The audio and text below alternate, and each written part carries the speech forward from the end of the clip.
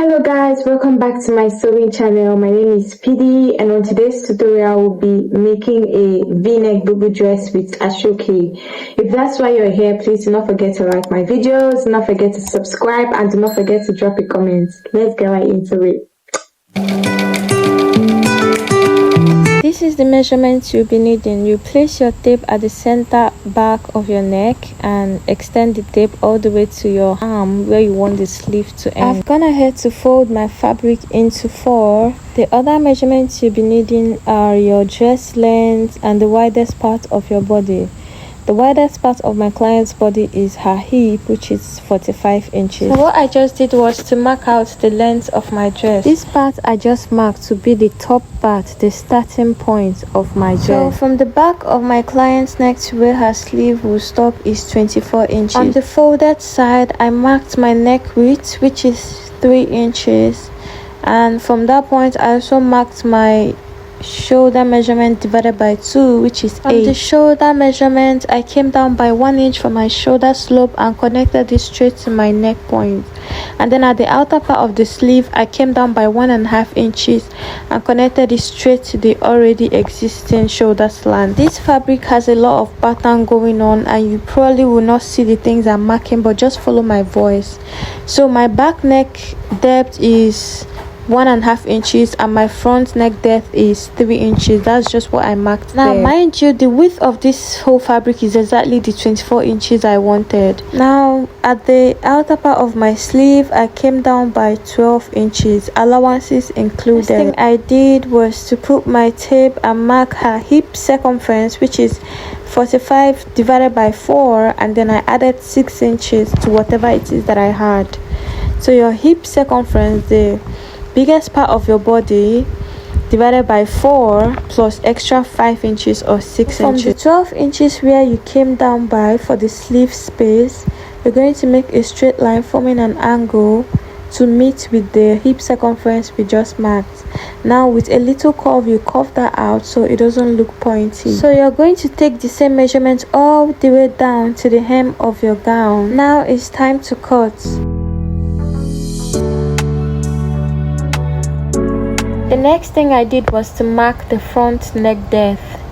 The front is a v-neck line, so I went down by 8 inches and then I marked and made my shape.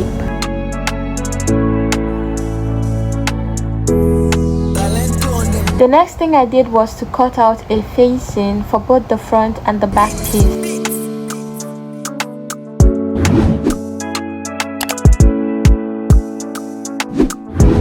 This is the ashoke I am going to be using. As you can see, there is a color on the fabric that is also on the ashoke. I think that is how it is matched. Again, I think there is a wider ashoke because this strip wasn't just enough. I wanted to use just one line for the front, but it wasn't enough, so I had to join 2 lines to give me what I wanted for the front. I placed the 2 ashoke underneath the fabric and then I traced out my neckline like so. Next thing I am going to do is to run a stitch and join the 2 pieces together. I ironed the seams open after joining. Now it's time to attach the 2 pieces together. I would advise you use a hemming gum to hold this in place.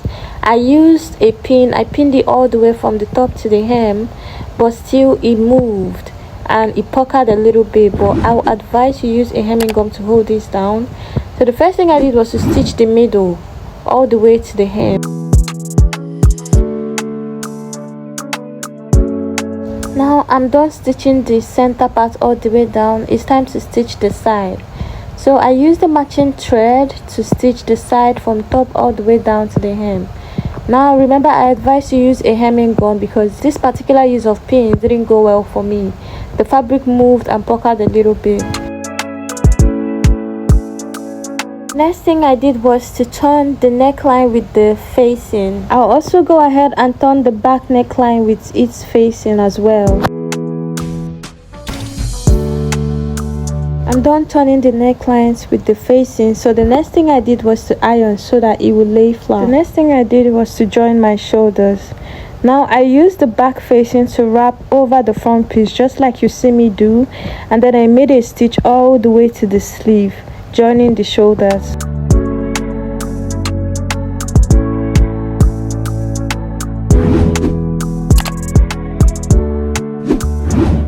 I quickly went to the weaving machine and cleaned up the rough edges.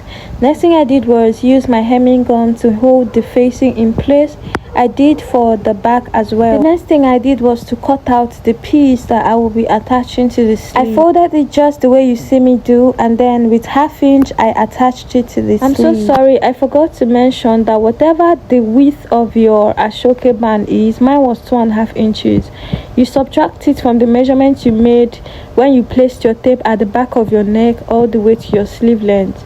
You subtract 2 inches from whatever that gave you, because your ashoke will be replacing it. Now to close the sides, firstly come up by about 15 inches from the hem of your bubu and mark. Now with 1/2 inch you close the sides, or with whatever number of allowance you added. I'm going to close the sides with 1/2 inch, and then I'll stop at that point where I marked 15 inches upward. After closing the sides, on the slits that we now have, I folded with 0.25 inch twice, as you can see in this video, and then on the hem I folded with 1/2 inch twice as well. And this is the final look, guys. My client is on the bigger side, that is why it looks big on me. Please do not forget to drop a comment and subscribe to my YouTube channel. See you in my next video. Bye.